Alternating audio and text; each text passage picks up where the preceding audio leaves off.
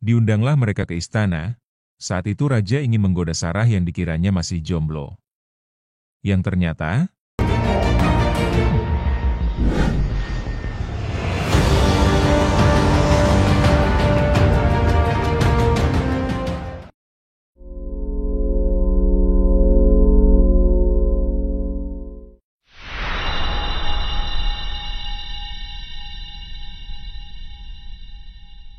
Assalamualaikum warahmatullahi wabarakatuh. Saudara-saudara Islam Movie yang dirahmati Allah Subhanahu wa Ta'ala.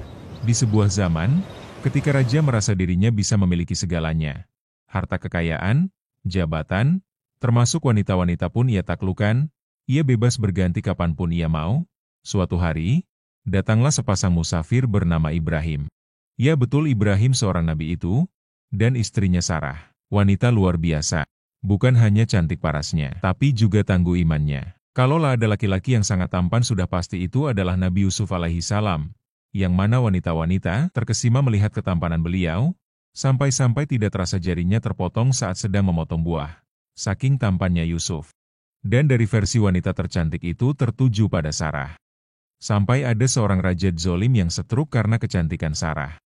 Ceritanya bermula saat Sarah dan Ibrahim hijrah dari Irak ke Palestina. Jalanlah mereka kemudian transit, berhenti di Mesir. Orang-orang terkesima, hebohlah orang-orang melihat kalau ada cewek cantik dari Irak sedang transit di Mesir. Dan, tentu saja, kecantikannya langsung viral di seluruh kerajaan. Yang mulia, ada wanita luar biasa masuk negeri ini, lapor pengawal. Sang raja, yang hobi mengoleksi wanita seperti perangko, langsung berseru, "Bawa ke istana." Sekarang juga, diundanglah mereka ke istana. Saat itu raja ingin menggoda Sarah yang dikiranya masih jomblo. Yang ternyata, Ibrahim, yang tahu watak raja ini lebih licin dari belut disabuni minyak. Berpesan pada Sarah, kalau mereka tanya, bilang aku saudaramu. Jangan bilang aku suami. Karena kalau bilang aku suamimu bisa langsung dieksekusi. Dan benar saja raja pun bertanya kepada Sarah dan Ibrahim. Ibrahim, siapa Sarah itu? Istri atau siapa? Kalau Ibrahim berkata dia istriku, Ibrahim akan dibunuh demi mendapatkan Sarah. Kemudian Ibrahim berkata, ya ukhti, dia saudaraku. Yang dimaksud saudara tadi yaitu saudara seiman, saudari di dalam belajar agama. Sang raja pun merasa nyaman dengan Ibrahim, sampai disiapkannya kamar untuk Ibrahim dan dihidangkannya makanan. Begitupun dengan Sarah. Malam pun tiba, si raja menggoda Sarah, sang raja pun siap melancarkan aksinya. Tapi belum sempat tangannya menyentuh. Jeb, tangannya kram.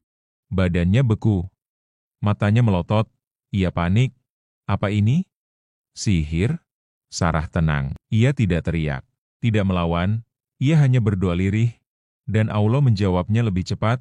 Sang raja berlutut, karena kakinya juga kram. Tolong, doakan aku sembuh, aku kapok. Sarah dengan hati mulia, mendoakan, sang raja sembuh.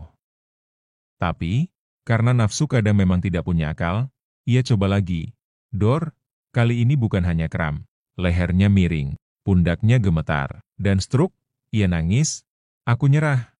Ini bukan wanita biasa.